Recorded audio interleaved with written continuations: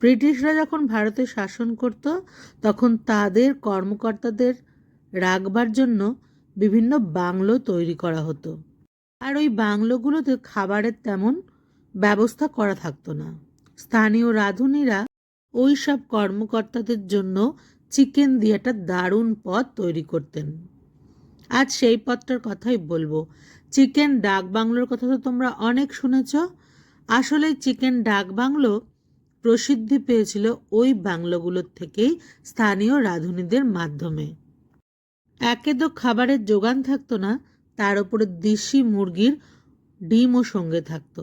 তাই দেশি মুরগি আর ডিম দিয়ে রান্না করা খাবার এখন বহুল পরিচিত, যা চিকেন ডাক বাংলো নামেই আমরা জানি। এর পরবর্তী ভিডিওতে চিকেন ডাক বাংলো কিভাবে তৈরি করব তারই কথা বলবো। সকলে ভালো থেকো, সুস্থ থেকো।